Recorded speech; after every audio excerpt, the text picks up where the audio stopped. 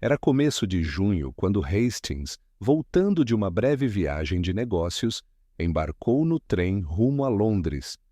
O vagão estava quase vazio, exceto por uma jovem que, ao olhar pela janela e praguejar de forma irreverente, capturou sua atenção. Ela vestia um chapéu vermelho, maquiagem pesada e tinha um jeito atrevido, falante, mas cativante. Dizia ser artista e viajava sozinha.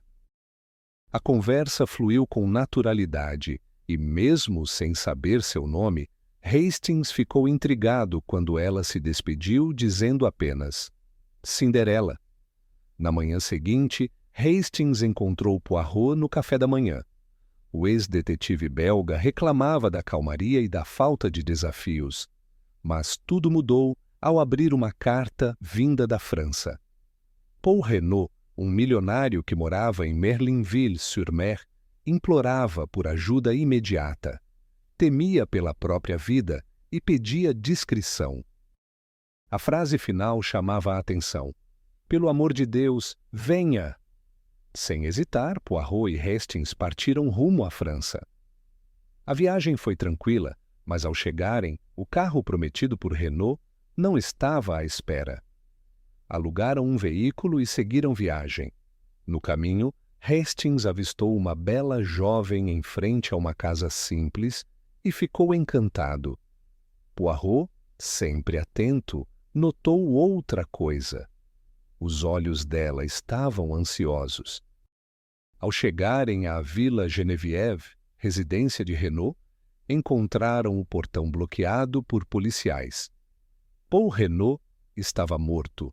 Tinha sido assassinado naquela manhã. Poirot mostrou a carta que recebera ao comissário Bex e ao juiz Auteuil, o que lhe garantiu permissão para acompanhar a investigação. A esposa da vítima, Madame Renaud, havia sido encontrada amarrada e amordaçada. Ela relatou que 2 homens mascarados invadiram o quarto, ameaçaram o marido e o levaram. Mais tarde, o corpo dele foi encontrado em uma cova, do lado de fora da propriedade, com uma facada nas costas. O relato de Madame Renaud descrevia 2 homens com barba e chapéus, um alto e um baixo, exigindo o segredo. O cofre havia sido esvaziado. Um relógio de pulso quebrado marcava 7 horas, mas ainda funcionava. Poirot percebeu que estava adiantado, o que levantava suspeitas sobre a manipulação da cena do crime. Durante a investigação, descobriu-se que o motorista havia sido dispensado um dia antes. As criadas mencionaram a visita de uma mulher desconhecida na noite do assassinato. Um cheque rasgado foi encontrado no escritório, assim como um fio de cabelo escuro. Também havia uma carta de amor ameaçadora assinada por Bella. A arma do crime era uma pequena adaga, presente de Jack Renaud, filho da vítima. Jack, supostamente em viagem para Santiago, reapareceu inesperadamente. Sua mãe demonstrou surpresa, mas não espanto. Havia algo estranho em sua reação. Quando interrogado, Jack confessou que tivera uma discussão com o pai por causa de Marthe Dubré, filha da vizinha e suposta amante de Paul Renaud. Ao visitar a casa de Marthe, Hastings reconheceu a jovem do trem. Era a mesma Cinderela que conhecera dias antes. Marthe desconfiava que havia mais por trás do crime. Revelou que vira o pai de Jack discutindo com um mendigo no jardim na véspera do assassinato. Depois, um novo corpo apareceu no galpão. Era um homem desconhecido, morto com a mesma adaga. Giraud, o detetive da Sûreté, acreditava que o assassino havia usado pistas falsas para incriminar estrangeiros. Poirot discordava. Disse que o segundo corpo já estava morto havia mais de 2 dias. A facada fora dada depois da morte. Era tudo uma farsa. Com o avanço das investigações, Poirot descobriu que Paul Renaud era, na verdade, Georges Conot, um criminoso que havia fugido do passado. Tentava simular a própria morte usando o corpo do mendigo. Planejava fugir e desaparecer. Mas alguém soube do plano e o assassinou de verdade. Enquanto isso, Jack era preso. Marthe Dubré, desesperada, procurou Poirot e revelou que sua mãe era, na verdade, Jeanne Beroldy, uma mulher envolvida em um assassinato antigo. Poirot montou o quebra-cabeça, a chantagem, a carta de Bella, o cheque rasgado, o relógio manipulado, o mendigo morto. Tudo fazia parte de um plano elaborado. No fim, Bella Duveen se entregou, afirmando ter cometido o assassinato. Mas a mulher que apareceu no tribunal não era Bella, e sim sua irmã gêmea, Dulce. Uma carta revelou a verdade. Dulce assumira a identidade da irmã para protegê-la. Poirot compreendeu tudo. Bella havia sido usada, Jack estava inocente e o verdadeiro assassino era Marthe Dubré. Ao descobrir o plano de fuga de Renaud, ela o matou para garantir o casamento e a herança. Poirot armou a cena final. Madame Renaud fingiu deserdar o filho e Marthe, acreditando estar prestes a perder tudo, tentou matar a sogra. Foi impedida por Dulce. Assim, o mistério foi resolvido. Paul Renaud não escapou de seu passado. Jack e Bella foram libertos e Hastings, enfim, encontrou sua Cinderela. Com o avanço das investigações, a verdadeira identidade de Paul Renaud começou a ser colocada em dúvida. Poirot, atento aos detalhes, desconfiava de algo escondido no passado da vítima. Os pedidos urgentes de ajuda, o afastamento do motorista, a carta enigmática e a tentativa de forjar um sequestro indicavam que Renaud não temia um crime passional, mas algo relacionado a uma vida que queria manter em segredo. Durante a análise da cena do crime, Poirot notou que o corpo havia sido enterrado em uma cova recém-cavada no campo de golfe em construção, um local público que em breve seria escavado novamente. A escolha do local era suspeita. Não parecia uma tentativa de ocultar o corpo, mas de garantir que ele fosse encontrado. Isso indicava premeditação. Mais ainda, indicava encenação. Na casa de Paul Renaud, as pistas acumulavam-se. O cheque rasgado com o nome Duveen, a carta ameaçadora assinada por Bella, o fio de cabelo escuro encontrado na cadeira, tudo apontava para um envolvimento anterior à noite do crime. Hastings se recordou da jovem no trem que se identificou como Cinderela e começou a suspeitar que ela estivesse conectada de alguma forma ao caso. Foi então que Poirot resolveu investigar mais a fundo a origem de Paul Renaud. Pediu ao juiz Othé que enviasse um pedido oficial às autoridades do Chile, onde Renaud alegava ter passado parte da vida. Enquanto isso, o comissário Bex entregou informações bancárias reveladoras. Descobriu-se que Madame Dubré, vizinha de Renaud, havia feito grandes depósitos em dinheiro nas semanas anteriores ao crime. No interrogatório de Gabriel Stonor, secretário pessoal de Renaud, surgiu mais uma peça importante. Stonor revelou que o patrão sempre evitava falar sobre o passado e que sua origem canadense nunca fora confirmada por documentos. Além disso, admitiu que era ele quem entregava pessoalmente pacotes de dinheiro a Madame Dubré, a pedido de Renaud. Para Stonor, tratava-se de chantagem. Diante desses fatos, Poirot via um padrão conhecido: a menção a Santiago, a simulação do sequestro, o horário forjado com o relógio adiantado, tudo lembrava um caso antigo. Ao retornar de Paris, ele confirmou suas suspeitas. Paul Renaud era, na verdade, Georges Conot, um criminoso condenado no passado por assassinato e fraude. Ele havia forjado sua morte 20 anos antes para escapar da justiça e começado uma nova vida com outro nome. Madame Dubré era Jeanne Beroldy, envolvida no crime que condenou Conot ao exílio. Os dois haviam se reencontrado na França, e com o tempo ela passou a chantageá-lo, ameaçando expor seu passado. Quando o filho de Renaud se apaixonou por Marthe Dubré, filha de Jeanne, o desespero aumentou. Renaud sabia que o casamento revelaria tudo. Decidiu, então, simular sua própria morte mais uma vez. Foi nesse ponto que os fatos se embaralharam. Um vagabundo desconhecido apareceu na propriedade e morreu de causas naturais, um ataque epiléptico. Para Renaud, foi a oportunidade perfeita.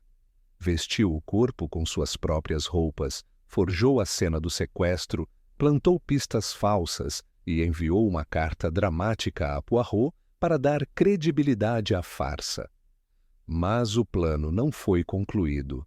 Na madrugada em que tentava enterrar o corpo e desaparecer, Renaud foi assassinado por alguém que soube do que ele estava fazendo.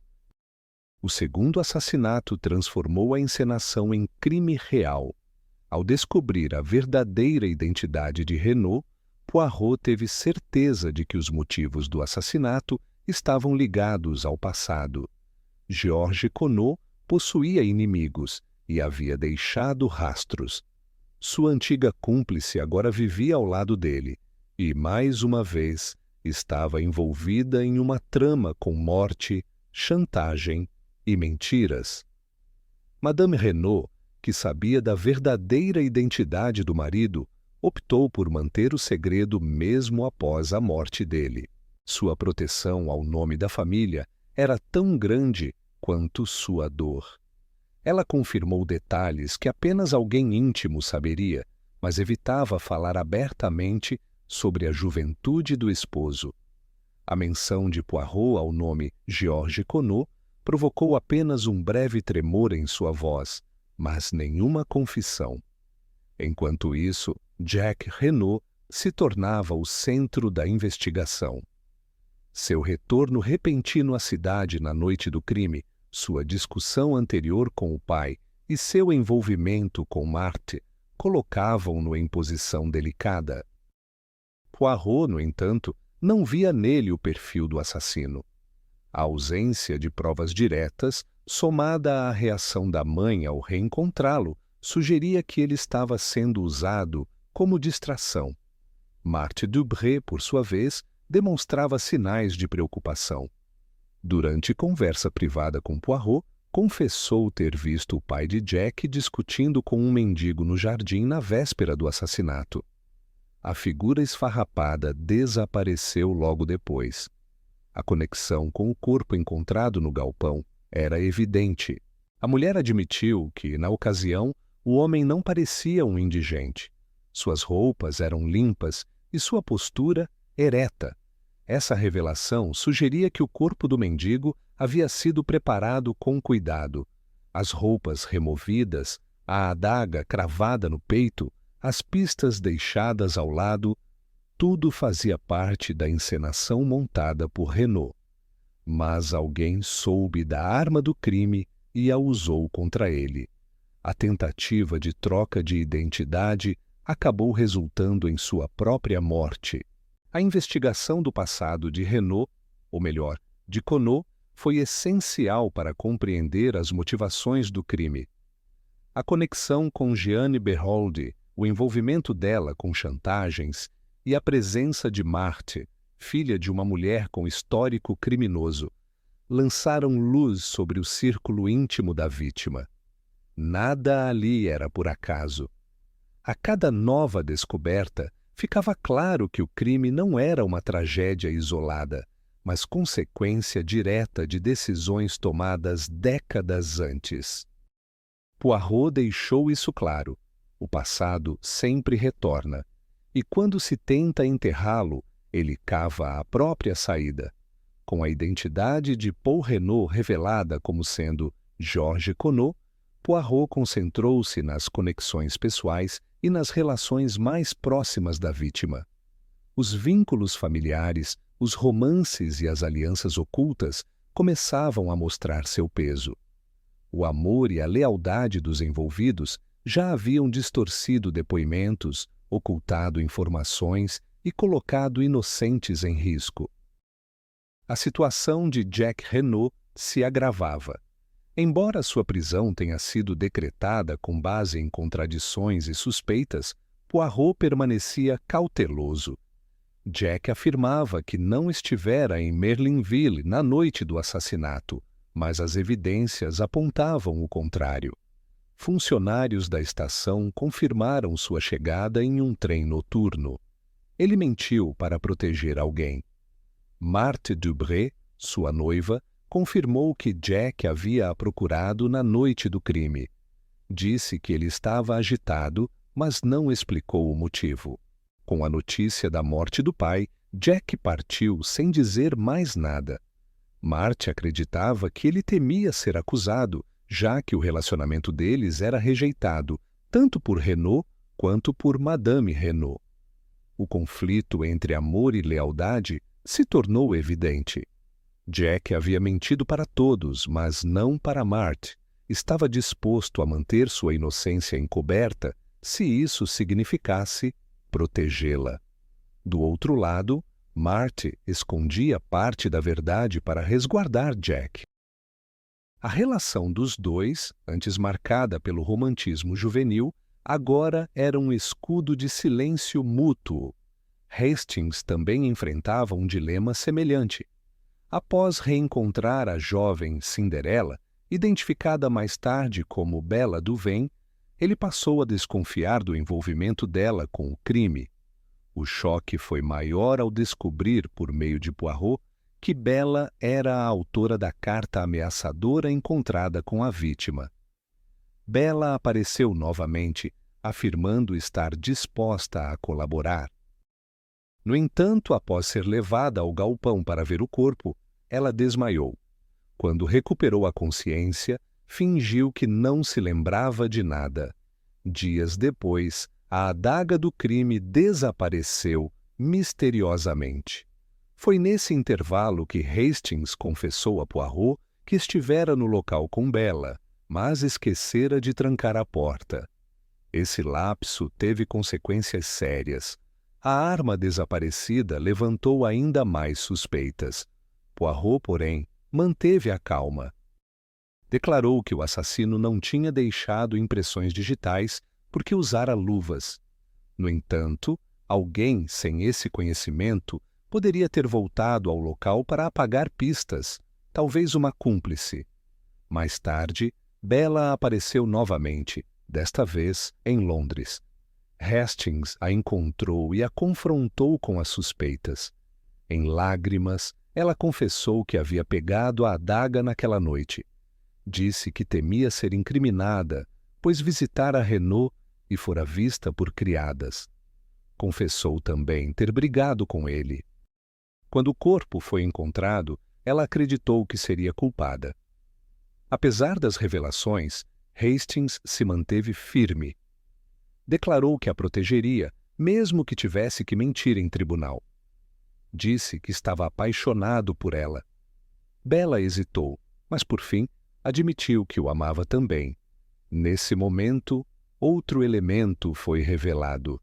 A mulher diante de Hastings não era Bela, e sim sua irmã gêmea, Dulce Duveen.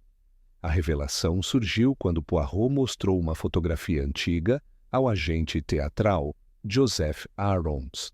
A imagem trazia as duas irmãs juntas no número The Dulce Bella Kids. Com essa pista, Poirot identificou corretamente quem era quem. Dulce assumira a identidade da irmã para protegê-la. A confissão veio em carta. Dulce explicou que havia tentado impedir Bella de viajar até Merlinville, mas falhou. Quando soube da morte de Renault, acreditou que a irmã estivesse envolvida. Em pânico, foi até o local, retirou a adaga e a lançou ao mar para eliminar provas. assumiu a identidade de Bella para confundir os investigadores e evitar sua prisão. O amor entre irmãs também se manifestou em sacrifício.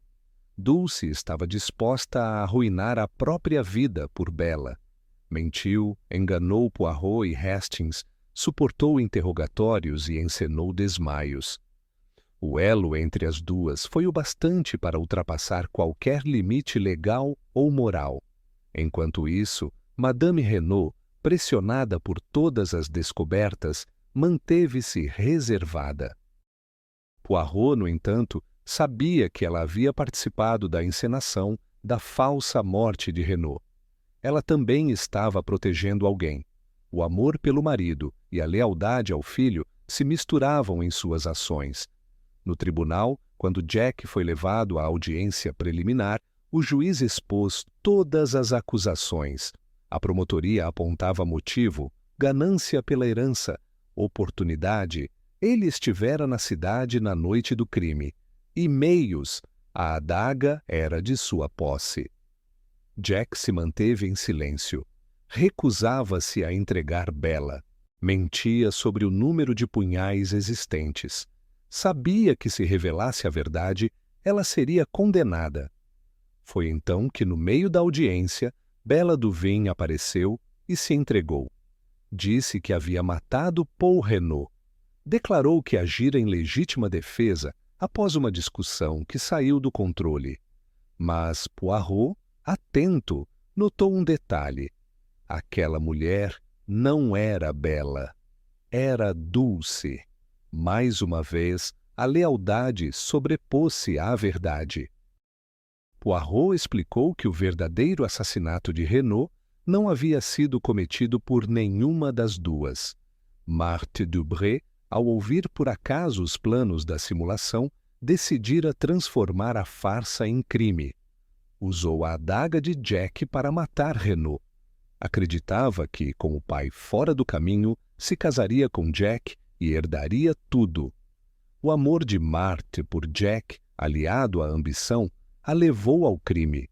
Mas, mesmo depois da prisão e das provas, Poirot percebeu que Jack hesitava em acreditar. Ainda havia resquícios de sentimento. A lealdade de Jack à figura idealizada de Marthe quase custou sua liberdade. No final, o amor verdadeiro se impôs. Bella, ao saber que Jack estava sendo acusado, decidiu se entregar. Dulce, ao saber da intenção da irmã, tentou impedi-la e acabou fazendo o mesmo. Hastings, por sua vez, lutou para proteger Dulce, mesmo quando não sabia quem ela realmente era. E Poirot, mesmo diante das leis e da lógica, escolheu proteger as motivações humanas quando elas não ameaçavam a justiça. Permitiu que Dulce fugisse com Hastings e salvou Jack, mesmo sem que este dissesse uma palavra em sua própria defesa. Desde o início da investigação, Hercule Poirot percebeu que o caso não seria simples, não por falta de pistas, mas pelo excesso de versões contraditórias. Cada detalhe parecia cuidadosamente construído para enganar. O que se apresentava como crime de ocasião, na verdade, era uma sequência de simulações com o objetivo claro de manipular a percepção dos fatos. Tudo começou com a carta enviada por Paul Renaud. Ele pedia socorro urgente a Poirot, mas o fazia de forma controlada. A frase, "Pelo amor de Deus, venha", fora adicionada após o bilhete já estar pronto, escrita com outra caneta, como se a intenção fosse reforçar o pedido e garantir que o detetive se deslocasse até a França. Não era um grito desesperado. Era um convite calculado para validar uma encenação. O corpo de Renaud, encontrado de bruços em uma cova no campo de golfe, parecia confirmar o sequestro relatado por Madame Renaud. Ela descreveu homens mascarados, vozes ameaçadoras e um pedido pelo segredo. Mas Poirot logo identificou inconsistências. A porta da frente estava aberta, algo que Renaud jamais deixaria acontecer por acidente. O relógio de pulso quebrado marcava 7 horas, mas ainda funcionava. Foi propositalmente deixado no chão para indicar um horário falso. Na versão da esposa, o sequestro teria ocorrido às 2 da manhã, com o marido levado por 2 assaltantes. No entanto, o relógio adiantado mostrava que a tentativa de mascarar o verdadeiro momento da morte fora mal executada. Renaud foi morto por volta da meia-noite, não às 2. Isso significava que a construção da cena foi feita para manipular o tempo e, com ele, o álibi de certos suspeitos. A escolha do local da cova também era suspeita. A vala foi aberta em um ponto do campo de golfe, que estava em obras e seria escavada nos dias seguintes. Ou seja, o corpo seria encontrado em breve e o crime não ficaria sem atenção. Era mais um indício de encenação. Poirot concluiu que o plano inicial de Renaud era forjar sua morte usando o corpo de outra pessoa. Esse corpo era de um homem misterioso, encontrado depois no galpão, morto antes da adaga desaparecer, sem sinais de luta, com espuma nos lábios e sem sangue nas roupas. Segundo o médico, a causa da morte fora um ataque epiléptico. A facada, dada após a morte, servia apenas para reforçar a falsa identidade de Renaud. O objetivo era claro: sumir com o verdadeiro Paul Renaud e apresentar o cadáver de um desconhecido como sendo o dele. A própria esposa participou da farsa. Ela amarrara a si mesma, deixara os pulsos marcados e descreveu os agressores com riqueza de detalhes que ninguém poderia confirmar. A ausência de pegadas no jardim reforçava a tese de que ninguém invadira a casa. As marcas encontradas haviam sido feitas por alguém que posteriormente as apagou. Ou seja, o cenário foi ajustado com extremo cuidado para sustentar uma mentira. Poirot foi além. Descobriu que Georges Conneau, identidade verdadeira de Renaud, havia vivido algo semelhante anos antes. Fugira da França após outro assassinato, onde também surgiram homens mascarados, uma esposa amarrada e um cofre revirado. A repetição do padrão não era coincidência. Era o método do próprio criminoso. A farsa, no entanto, desmoronou quando Renaud foi morto de verdade. Enquanto executava seu plano, foi interceptado por alguém que conhecia toda a estrutura da encenação e a usou contra ele. A mesma adaga que serviria como peça de teatro tornou-se a arma real do crime. O corpo do vagabundo foi abandonado no galpão e substituído na cova pelo próprio Renaud, agora morto de verdade. Outro elemento central da manipulação foi a presença de pistas falsas. Um fósforo sul-americano e um cigarro com papel típico do Chile foram encontrados perto do local do crime. O detetive Giraud usou isso para sustentar sua teoria de que o assassinato fora cometido por criminosos estrangeiros. Poirot, porém, percebeu que os objetos haviam sido plantados propositalmente. O assassino queria desviar a investigação para um passado distante, Santiago, Chile, quando, na verdade, tudo estava ligado ao presente. A carta de amor de Bela Duvin também fazia parte dessa rede de manipulações. Embora verdadeira, seu conteúdo apaixonado e ameaçador serviu como isca. Apontava para um crime passional, algo que desviava a atenção de elementos mais relevantes, como os negócios de chantagem entre Renaud e Madame Dubré. Madame Dubré, por sua vez, negava envolvimento.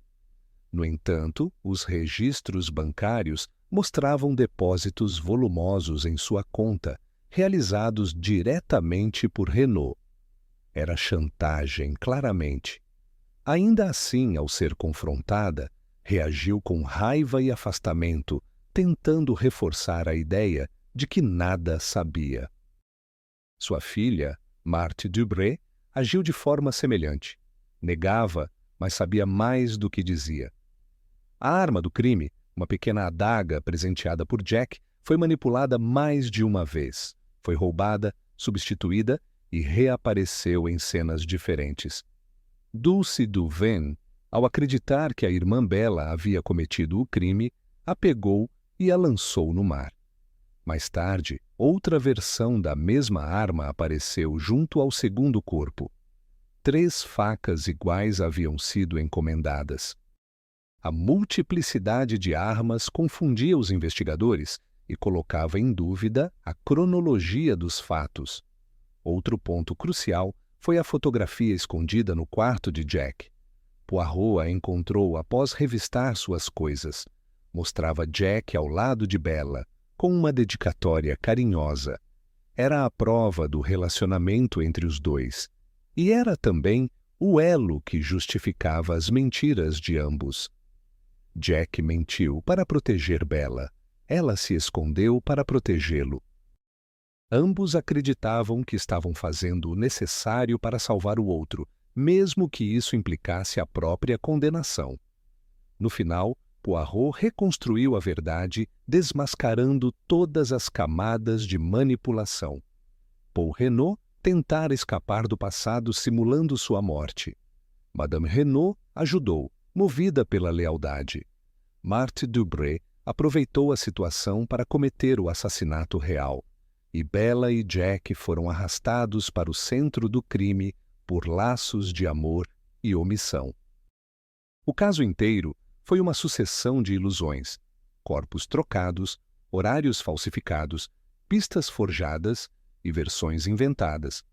Cada personagem manipulou a realidade à sua maneira, por medo, por amor, por ambição. Mas como Poirot afirmou, o método do crime repete o caráter de quem o comete. E no fim, nenhum disfarce sobrevive à lógica aplicada com precisão. Com todas as peças do crime colocadas no tabuleiro, Hercule Poirot iniciou a reta final da investigação. A justiça formal, representada pelo juiz Rotet e pelo detetive Giraud, seguia por um caminho objetivo. Jack Renaud era o culpado. As provas circunstanciais apontavam para ele, a discussão com o pai, a viagem secreta, a relação com a arma do crime. O juiz acreditava na força dos fatos. Giraud confiava nas pistas materiais. Mas Poirot via além. Ele sabia que os fatos haviam sido manipulados. A verdadeira história não podia ser descoberta com base apenas em impressões digitais ou pegadas no jardim. A justiça, nesses casos, exigia mais que evidência, exigia discernimento. E, nesse ponto, Poirot agia como um juiz por conta própria, guiado por princípios diferentes. Jack, preso e em silêncio, sustentava uma mentira para proteger Bella. Negava a existência dos outros punhais. Recusava-se a revelar que estivera em Merlinville naquela noite. Quando questionado sobre a fotografia com Bella, evitava confirmar. O silêncio era sua forma de sacrificar-se. Mas, para a lei, esse comportamento apenas reforçava a suspeita de culpa. A audiência preliminar foi marcada. O magistrado deixou claro que levaria o caso a julgamento. A promotoria estava convencida. A ausência de um álibi limpo, a arma encontrada no galpão e a presença de Jack na cidade eram suficientes. A defesa parecia frágil, mas Poirot não recuou. Sabia que Jack era inocente do assassinato. Durante a audiência, uma jovem apareceu e declarou-se autora do crime, Bella Duveen, ou ao menos alguém se passando por ela. A comoção foi imediata. Ela afirmava que matara Paul Renaud em um momento de fúria. Mas Poirot logo percebeu. A mulher era Dulce, irmã gêmea de Bella. Estava ali para salvar Jack e proteger a verdadeira culpada, que, no fundo, também não era bela. Esse sacrifício colocou Poirot diante de um dilema. Deveria expor a farsa ali mesmo ou permitir que a justiça seguisse seu curso formal? A decisão exigia cautela. Se revelasse de imediato, Dulce seria presa por falso testemunho. Bella seria arrastada de volta. Jack continuaria em perigo.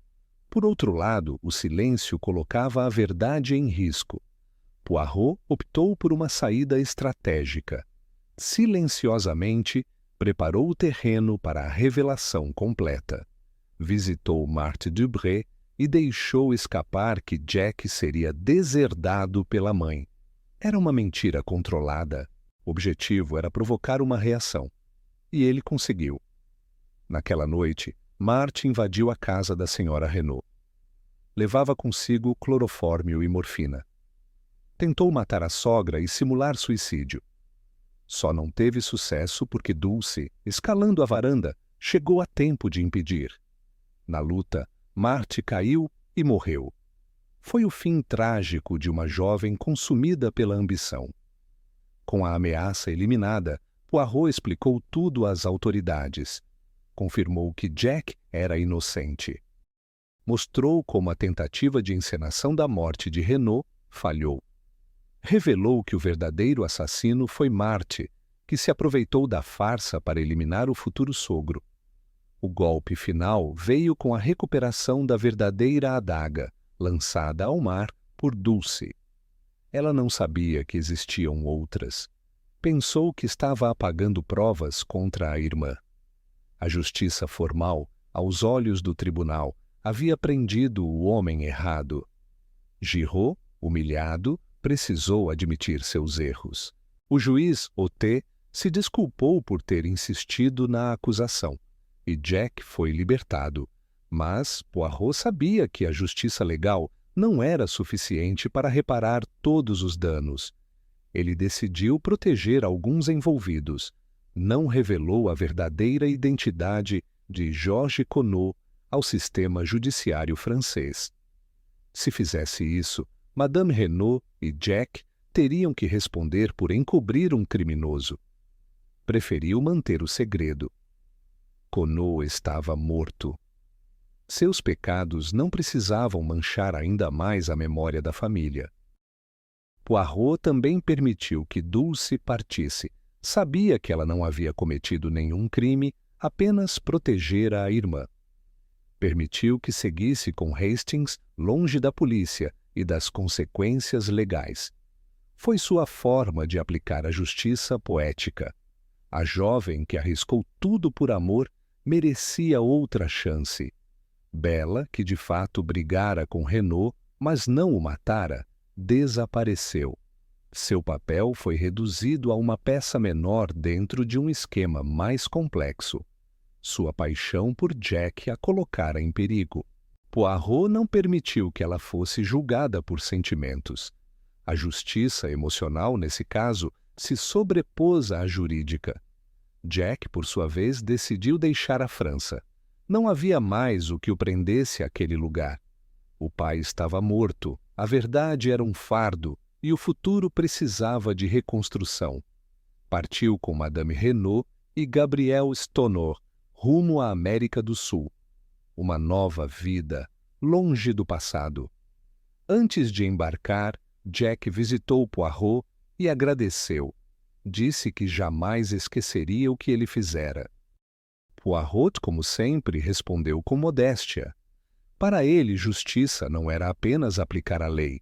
Era compreender o que as pessoas sentem, o que temem e por que agem como agem.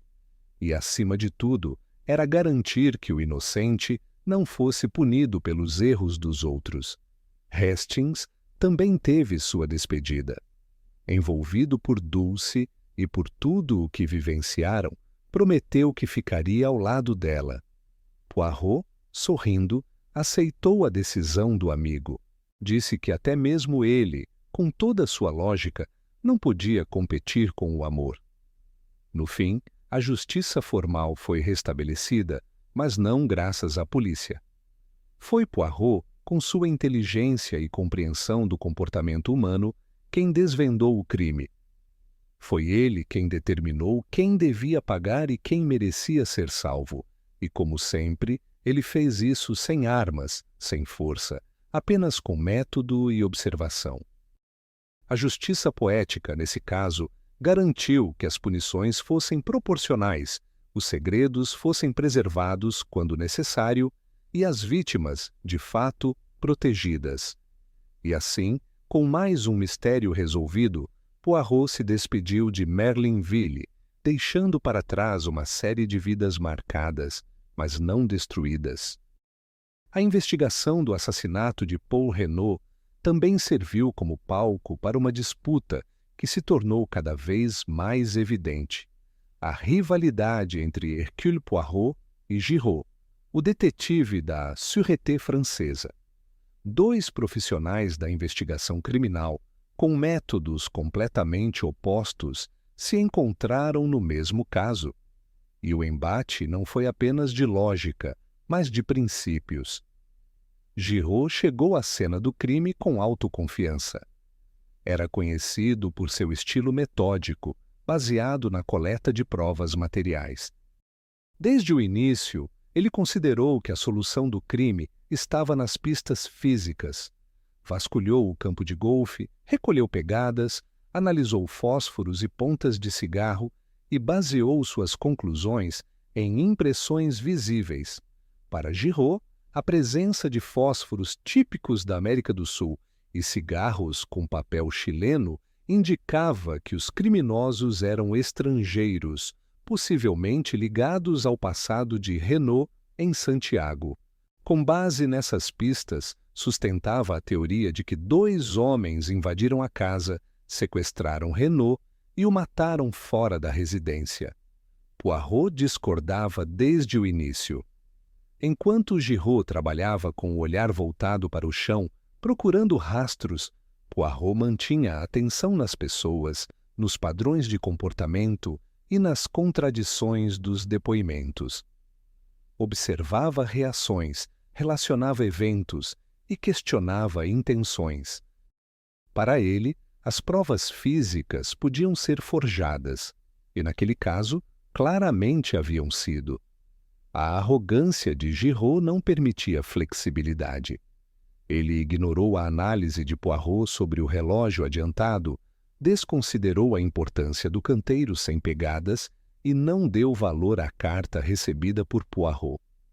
Considerava as observações do belga irrelevantes, chamando-o de antiquado, ultrapassado e excessivamente teatral. A frustração de Hastings com Giraud era visível. O detetive francês parecia mais interessado em exibir seu método do que em solucionar o crime. No entanto, aos olhos do juiz Raulté e das autoridades locais, Giraud possuía mais credibilidade, pois apresentava evidências concretas. A situação se agravou quando Giraud prendeu Jacques Renaud. Com base nas contradições no depoimento do jovem, na presença do segundo punhal e em seu retorno secreto à cidade na noite do crime, Giraud declarou estar certo da culpa de Jack. Ignorou o contexto, as relações pessoais e a ausência de provas diretas. Poirot, por outro lado, mantinha sua análise com base na lógica e na coerência dos fatos. Apontava que o corpo do vagabundo havia morrido antes da adaga sumir, provando que a cena fora manipulada. Mostrava que o relógio fora deixado propositalmente no chão e que a carta enviada por Renaud pedia ajuda contra um inimigo pessoal, não contra ladrões comuns. Mais tarde, quando um segundo corpo foi descoberto, Giraud novamente se apressou nas conclusões. Para ele, o novo cadáver era de um cúmplice de Jack, morto para encobrir a verdadeira história. Poirot mostrou que a morte ocorrera antes da arma desaparecer, o que invalidava toda a linha de raciocínio do francês. Ainda assim, Giraud insistia. A rivalidade se tornou mais pública quando Poirot propôs uma aposta de 500 francos. Declarou abertamente que Jack era inocente e que Giraud estava errado. O francês, seguro de seu método, aceitou. Era uma questão de honra. O caso passou a ser não apenas sobre justiça, mas sobre prestígio profissional. As provocações eram frequentes. Giraud zombava da fita métrica de Poirot, das observações sobre arranjos florais, das perguntas sobre relações familiares. Dizia que o belga via fantasmas onde só havia terra. Poirot, por sua vez, ironizava a obsessão de Giraud por pegadas, dizendo que um cão treinado seria mais eficaz em rastrear solo. Quando Poirot revelou que o corpo de Renaud havia sido trocado e que o morto original era um mendigo epiléptico, Giraud foi forçado a recuar. Quando Marthe Dubré invadiu a casa e tentou matar Madame Renaud, confirmando a verdadeira autora do crime, o francês precisou reconhecer que ignorara pistas humanas que estavam diante de seus olhos o tempo todo. Mas o momento decisivo foi o confronto final. Poirot reuniu o juiz, o comissário Bex e o próprio Giraud para apresentar a reconstituição completa dos eventos.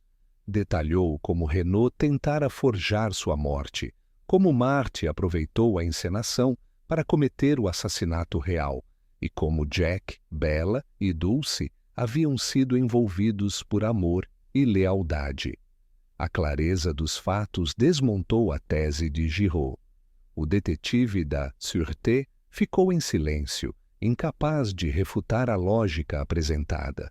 Ao final, o juiz reconheceu o mérito de Poirot. Giraud, derrotado, deixou o caso sem comemorações. A vitória do belga não foi apenas na solução do crime, mas na demonstração de que nem toda a verdade está no chão. Hastings refletiu sobre a diferença entre os dois detetives. Giraud via o mundo como um lugar onde tudo pode ser medido, fotografado e armazenado como evidência. Poirot via o mundo como um palco de emoções, decisões e motivações. Enquanto um olhava para os sapatos, o outro olhava nos olhos. A rivalidade entre os dois expôs dois modelos de investigação. Um técnico, metódico, baseado na prova física, outro psicológico, interpretativo, baseado no comportamento humano. Ambos podiam funcionar, mas apenas um conseguiu atravessar as camadas de engano daquele caso. Poirot venceu não porque encontrou mais pistas, mas porque compreendeu melhor os personagens. Sabia quem mentia, quem encobria e quem agia por desespero. E, acima de tudo, sabia que nem todos os culpados devem ser punidos da mesma forma, algo que o método rígido de Giraud jamais permitiria. Com o caso resolvido e a aposta vencida, Poirot não comemorou com arrogância. Apenas comentou que a verdadeira vitória era a de ver a justiça ser feita, mesmo que ela não viesse do tribunal. Com a prisão de Jack revogada e a verdade sobre o assassinato revelada, Hercule Poirot finalizou sua investigação em Merlinville. O caso, que começou com um corpo enterrado em um campo de golfe, terminou com a queda de várias máscaras e o colapso de uma teia de mentiras. Cada personagem envolvido havia tentado controlar ou esconder a verdade, e todos, direta ou indiretamente, haviam sido afetados pelas consequências. Paul Renaud, ou melhor, Georges Conot, tentara forjar a própria morte para escapar do passado. Queria desaparecer, recomeçar a vida, longe da chantagem de Jeanne Beroldy, agora vivendo como Madame Dubré. Para isso, usou o corpo de um homem que morreu acidentalmente em sua propriedade. Criou uma farsa elaborada, envolveu sua esposa e planejou cada detalhe. Mas não previu que alguém, conhecendo o plano, se anteciparia e o mataria de verdade. Marthe Dubré, filha de Jeanne, ouviu por acaso a conversa entre Renaud e a mãe. Descobriu o plano e viu na situação uma oportunidade. Ao eliminar Paul, acreditava que poderia se casar com Jack e, com ele, herdar a fortuna.